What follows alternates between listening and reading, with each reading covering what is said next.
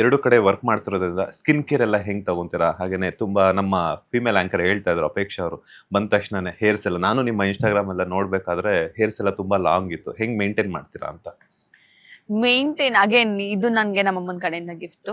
ನಮ್ಮಮ್ಮಂಗೆ ತುಂಬಾನೇ long hair ಇತ್ತು and ಅವ್ರ ಹೇರ್ ತುಂಬಾ ಚೆನ್ನಾಗಿತ್ತು. ಸೊ ನಾನು ಏನೇ ಅದಕ್ಕೆ ಟಾರ್ಚರ್ ಮಾಡಿದ್ರು ಸ್ವಲ್ಪ ಚೆನ್ನಾಗಿದೆ. ಬಟ್ ಅಗೇನ್ ಇವಾಗ ನಾನು ಪ್ರೋಟೀನ್ ಅದೆಲ್ಲ ಆ ವಿಷಯದಲ್ಲಿ ಹೇಳ್ಬೇಕಾದ್ರೂ ಹೇಳ್ತಾ ಇದ್ದೆ, ಯಾವ್ದನ್ನು ಅಂದ್ರೆ ಈಗ ಯಾವ್ದೋ ಪ್ರಾಡಕ್ಟ್ ಹಾಕೋದು ಆತರ ಎಲ್ಲ ಏನಿಲ್ಲ, ಹಾಕ್ತೀನಿ. ಅಗೇನ್ ಈಗ ಮತ್ತೆ ಅದಕ್ಕೂ ಟ್ರೋಲ್ ಆಗ್ಬೋದು ನಾನು ಈ ತರ ಹೇಳಿದ್ರೆ. ಮತ್ತೆ ನೀವು ಎಲ್ಲಾ ಈಗ ನಾವು ಇನ್ಸ್ಟಾಗ್ರಾಮ್ ಅಲ್ಲೆಲ್ಲ ಪೋಸ್ಟ್ ಹಾಕ್ತಿವಲ್ವಾ, ಕೊಲಾಬ್ ಮಾಡ್ತೀರಾ ನೀವು, ಇಲ್ಲಾಂದ್ರೆ ಪೇಡ್ ಪ್ರಮೋಷನ್ ಮಾಡ್ತೀರಾ ಅದಕ್ಕೆಲ್ಲ ಅಂತ, ಅದನ್ನು ಅಷ್ಟೇ ನೋಡ್ಬಿಟ್ಟೆ ಮಾಡ್ತೀವಿ, ಸುಮ್ನೆ ಏನ್ ಮಾಡೋದಿಲ್ಲ. ಈಗ ಆಯಿಲ್ ಎಷ್ಟೊಂದು ನಾನು ಈಗ ಮಾಡ್ಬೇಕಾದ್ರೆ ಟ್ರೈ ಮಾಡ್ಬಿಟ್ಟು ಅದು ಚೆನ್ನಾಗಿದ್ಯಾ ಅಂತಾನೆ ನೋಡ್ಬಿಟ್ಟು ಆತರ ಯಾವ್ದಾರು ಆಯಿಲ್ ಯೂಸ್ ಮಾಡ್ಬೋದು. ಬಿಟ್ರೆ ಇನ್ ಮಿಕ್ಕಿದೆಲ್ಲ ಹೋಮ್ ರೆಮಿಡೀಸ್. ನಾನು ತುಂಬಾ ಕಡೆ ಹೇಳಿದೀನಿ. ನನ್ ಸ್ಕಿನ್ ಆಗಿರ್ಬೋದು, ನಾರ್ಮಲ್ ಐಸ್ ಕ್ಯೂಬ್ಸ್, ಮನೇಲಿ ಇರ್ಬೇಕಾದ್ರೆ ಮನೇಲಿ ಏನ್ ಸಿಗುತ್ತೋ ಅದನ್ನ ಮಗುಗ್ ಹಚ್ಕೊಳ್ಳೋದು ಅಷ್ಟೇ. ಇನ್ನು ಹೇರು ಅಷ್ಟೇ, ಮನೇಲಿ ಯಾವ್ದೋ ಒಂದು ಆಯಿಲ್ ಅದಕ್ಕೆ ಏನ್ ಒಳ್ಳೇದು ತುಂಬಾ ಕಡೆ ಹೇಳ್ತೀನಿ. ಈಗ ಈರುಳ್ಳಿ ರಸ ಆಗಿರ್ಬೋದು, ಅದನ್ನೆಲ್ಲ ಹಾಕಿದಾಗ ಸ್ವಲ್ಪ ಸ್ಟ್ರಾಂಗ್ ಆಗುತ್ತೆ ಕೂದಲು. So home remedies.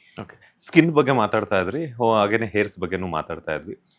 ಮೇಕಪ್ ಪ್ರತಿದಿನ ಹಚ್ಚಬೇಕಾಗಿರೋದ್ರಿಂದ ಸೊ ನಮ್ಮ ಸ್ಕಿನ್ ಬರ್ತಾ ಬರ್ತಾ ತುಂಬಾ ಡಲ್ ಆಗ್ತಾ ಹೋಗುತ್ತೆ. ಸೊ ಯಾವ ರೀತಿ ಬಿಫೋರ್ ಮೇಕಪ್ ಯಾವ ರೀತಿ ಪ್ರಿಕಾಷನ್ಸ್ ಅನ್ನ ತಗೊಂತೀರಾ, ಅಂಡ್ ಮೇಕಪ್ ರಿಮೂವ್ ಮಾಡಿದ್ಮೇಲೆ ಶಾರ್ಟ್ಸ್ ಎಲ್ಲ ಮುಗಿದ್ಮೇಲೆ ಯಾವ ರೀತಿ ಕೇರ್ ತಗೊಂತೀರಾ ಸ್ಕಿನ್ ಕೇರ್ನ ಅಂತ? ಸ್ಕಿನ್ ಕೇರ್ ಅಂದ್ರೆ ನಾನು ನಾರ್ಮಲ್ ಆಗಿ ಅಂದ್ರೆ ಬಿಫೋರ್ ಮೇಕಪ್ ನಾರ್ಮಲ್ ಅಂದ್ರೆ ನಮ್ದು ಏನ್ ಸಿರಮ್ ಇರುತ್ತೆ ಅದನ್ನ ನಾನು ಯೂಸ್ ಮಾಡ್ತೀನಿ. ಸಿರಮ್ ಆಗಿರ್ಬೋದು, ಇಲ್ಲ ಅಂದ್ರೆ ಸನ್ಸ್ಕ್ರೀನ್, ಮಾಯಿಶ್ಚರೈಸ್ ನಾರ್ಮಲ್ ಅದನ್ನ ಹಾಕಿ ಮೇಕಪ್ ಮಾಡ್ತೀವಿ.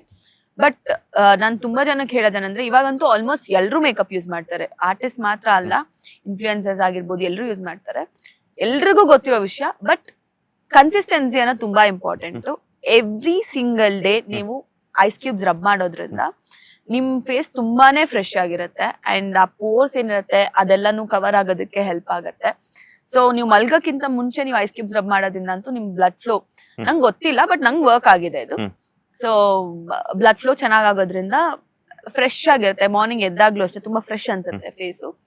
ಸೊ ನಾನು ಅದನ್ನ ಟ್ರೈ ಮಾಡ್ತೀನಿ. ಅಂಡ್ ಅಗೇನ್ ಏನೇ ಒಂದ್ ಮಾಡಿದ್ರು ನಾನು ಎಲ್ರಿಗೂ ಹೇಳೋದು, ಯಾವ್ದಾದ್ರು ಒಂದನ್ ಕಂಟಿನ್ಯೂ ಆಗಿ ಮಾಡಿ, ಬಟ್ ಕನ್ಸಿಸ್ಟೆನ್ಸಿ ಅನ್ನೋದಿರ್ಬೇಕಷ್ಟೇ. 2 ದಿನ ಮಾಡಿ 3ನೇ ದಿನಕ್ಕೆ ರಿಸಲ್ಟ್ ಬಂದಿಲ್ಲ ಅಂದ್ರೆ ಅದು ವರ್ಕ್ ಆಗಲ್ಲ. ಈಗ ಐಸ್ ನಾವು ರಬ್ ಮಾಡ್ತೀವಿ ಅಂತ ಹೇಳಿದ್ರಿ. ಸೊ ಈಗ ಸಮ್ಮರ್ ಆಗಿರ್ಬೋದು, ವಿಂಟರ್ ಆಗಿರ್ಬೋದು, ಅಥವಾ ಈ ಟೈಮಲ್ಲೆಲ್ಲ ಚೇಂಜಸ್ ಆಗ್ತಾ ಹೋಗುತ್ತೆ. ಸೊ ಚಳಿಗಾಲ, ಮಳೆಗಾಲ ಅಂತೆಲ್ಲ ಬಂದಾಗ ಐಸ್ನ, ಚಳಿಗಾಲ ಅಂತ ಬಂದಾಗ ಐಸ್ ಮುಟ್ಟೋದಕ್ಕೆ ಹೆದರ್ತೀವಿ. ಸೊ ಅವಾಗೆಲ್ಲಾನು ಮುಖಕ್ಕೆಲ್ಲ ಅಪ್ಲೈ ಮಾಡ್ತಿರ್ತೀರಾ ಅಂತ? ಅಂದ್ರೆ ನಿಮ್ಗೆ ಅಭ್ಯಾಸ ಆಗೋಗ್ಬಿಟ್ಟಿರುತ್ತಲ್ಲ, ಸೊ ಮ್ಯಾಟ್ರ್ ಆಗಲ್ಲ. ಅಂಡ್ ಇನ್ನೊಂದೇನಂದ್ರೆ ನೀವು ಅದನ್ನ ಇವಾಗ ಅದು ಹೋಲ್ಡರ್ ಎಲ್ಲ ಬಂದಿರೋದ್ರಿಂದ ಸೊ ನಿಮ್ಗೇನ್ ಇಟ್ಕೊಳಕ್ಕೂ ಏನ್ ಪ್ರಾಬ್ಲಮ್ ಆಗಲ್ಲ. ಸೊ ನಿಮ್ಗೆ ಅಭ್ಯಾಸ ಆಗಿರೋದ್ರಿಂದ ಕಷ್ಟ ಅನ್ಸಲ್ಲ. ಸ್ಟಾರ್ಟಿಂಗ್ ಸ್ವಲ್ಪ ದಿನ ಮಾತ್ರ ಅಭ್ಯಾಸ ಮಾಡ್ಕೊಳ್ಳೋ ತನಕ ಮಾತ್ರ. ಹೌದು. ಲೇಟೆಸ್ಟ್ ಹಾಗೂ ಇಂಟ್ರೆಸ್ಟಿಂಗ್ ಸುದ್ದಿಗಳಿಗಾಗಿ ಬಾಸ್ ಟಿವಿ ಕನ್ನಡ ಚಾನೆಲ್ನ ಸಬ್ಸ್ಕ್ರೈಬ್ ಮಾಡಿ.